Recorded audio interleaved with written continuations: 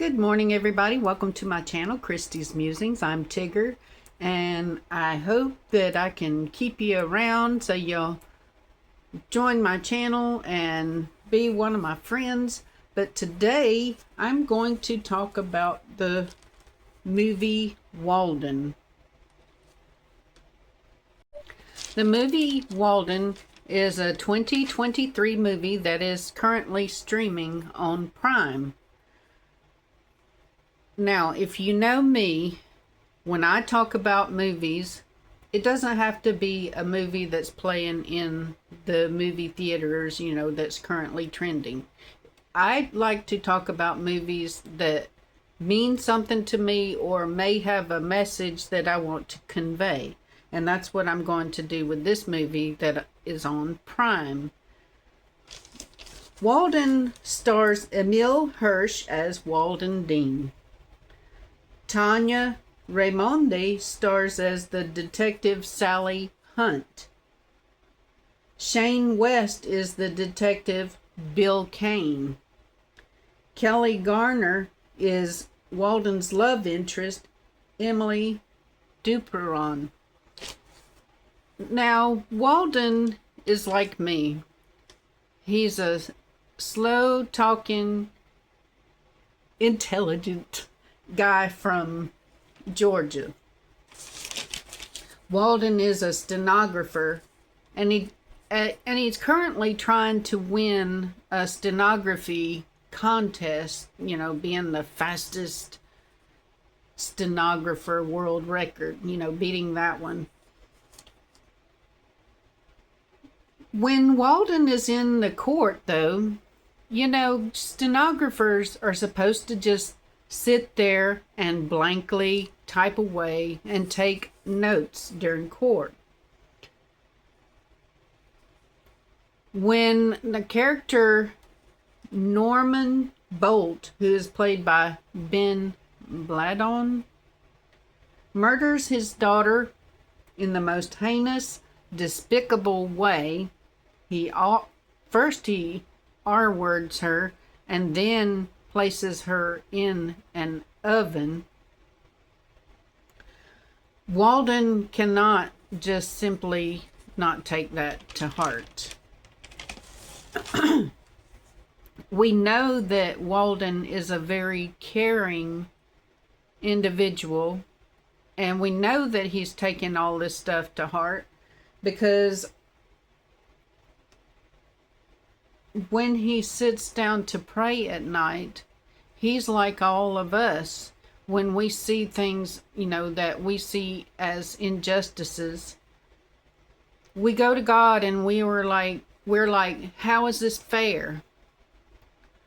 Why do you allow these things to happen? Why are you not making any sense right now, God? You're all-knowing, right? And we see this about Walden. So he's really upset with God for not intervening in the case of Mona Bolt.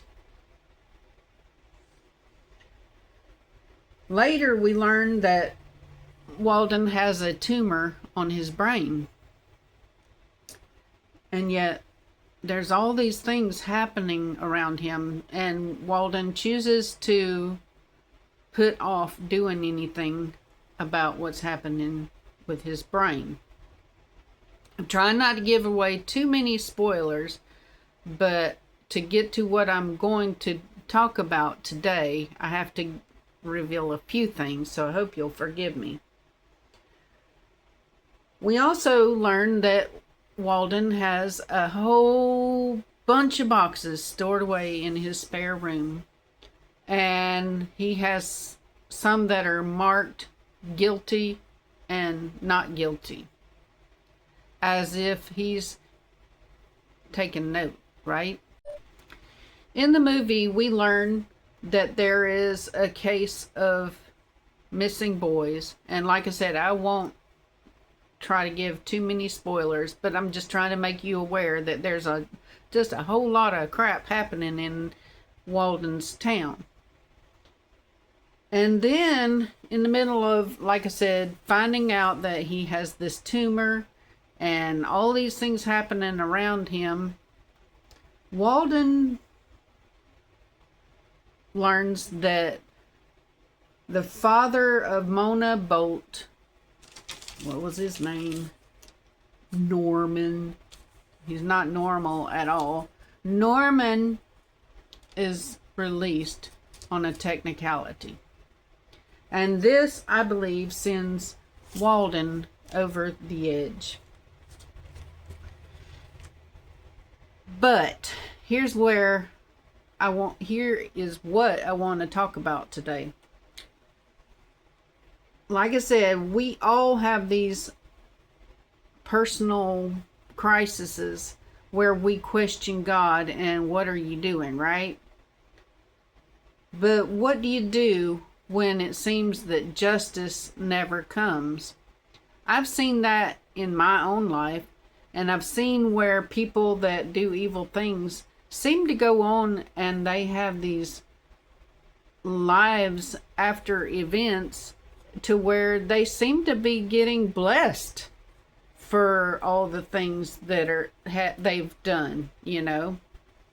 But what do you do when justice never comes? When someone evil walks free and God seems silent? That's the question that's at the heart of the movie Walden. And it's a question that eats at all of us. Walden, I think, gets to the point where he says, if God won't deal with evil, maybe I will. Have you ever felt like that yourself? In the Bible, we know that there is an ancient legal role called Goel, hadam. It's the avenger of blood.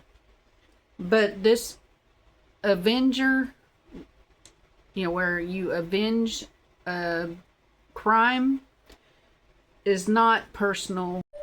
It goes back to what I talked about in the past about families, how, like in that movie with Patrick Swayze, Next of Kin, how the family takes care of business with the mafia up there in New York. I mean, all these hillbillies come out of Appalachia and they tangle with the mobs in New York, right?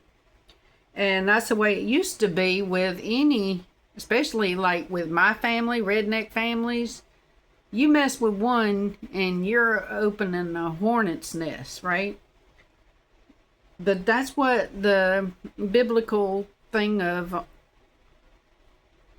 avenger of blood is supposed to be about, right? And but the accuser, you know, they could go to a city of refuge and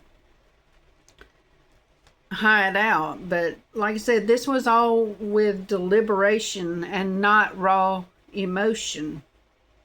But now we as Christians, we're in the new covenant, the New Testament.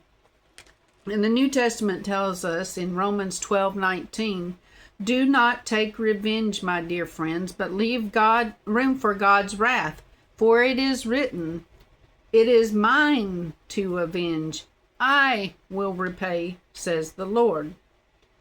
In Romans 13:4, the government bears the sword as God's servant for justice. There's still a place for punishment, but it's supposed to come through righteous authority. So the Bible doesn't deny the need for justice. It just warns that when we become judge, jury, and executioner and act out in rage, we risk becoming the thing we hate. And that's like what I've talked about with the country of Israel. You know, when you're fighting monsters, don't become one. I've said that numerous times on my channel.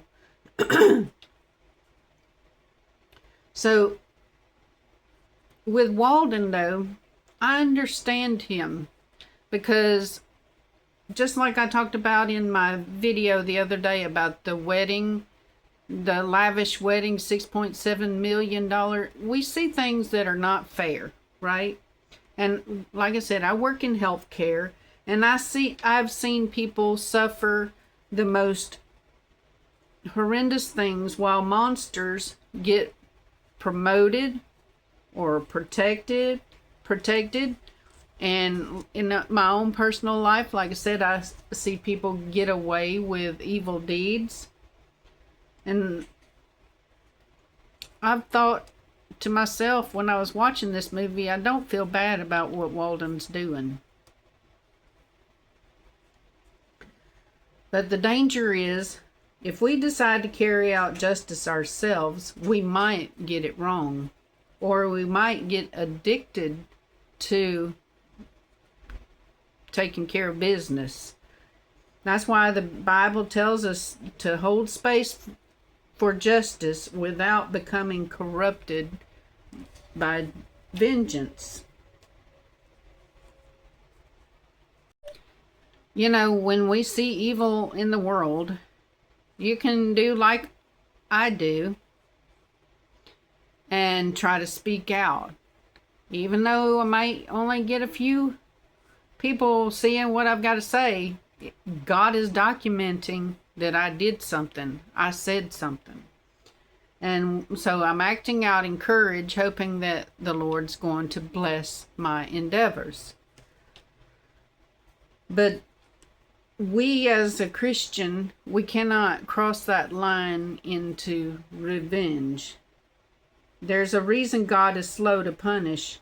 He sees the full picture, and we don't. Later in the movie, Walden solves the crimes of the missing boys. And again, there's part of me that backs what Walden does. What would you have done in Walden's place? If you found out who the perpetrator of heinous crimes against children, if you found out who that was, what would you do? We've seen the father in the airport a few years back where his son was assaulted and killed by a child predator, and that father took care of business.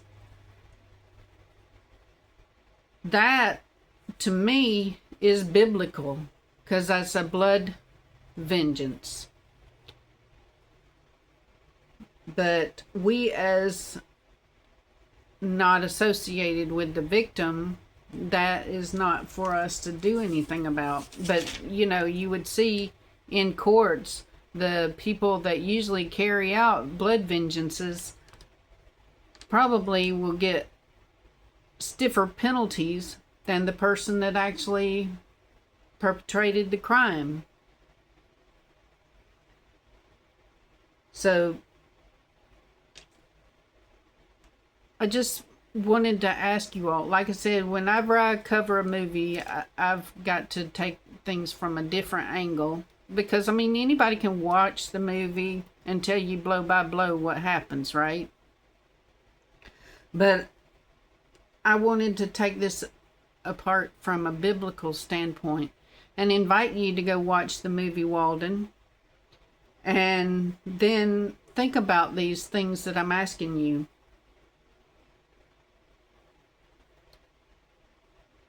I don't believe there's any black or white answer, because like I said, I believe that a lot of people are going to be championing Walden and backing him in their hearts. So I believe it's going to be a situation where we all have to reflect and wonder what we think as a Christian from a biblical standpoint. That's all I had to talk about. Like I said, I don't have all the answers, but I wanted to talk this out. And I just thinking, like I said, it resonated with me because of things that I've seen in my own history. And I just wanted to open up a discussion about what do you think about vigilante justice. I love you all and hope you got something out of this, and I hope that you will stay and be my friend and subscribe. Remember to comment, give me your thoughts, give me some feedbacks. Feedback. Singular, not plural, right? But anywho, love y'all and I'll talk to you later.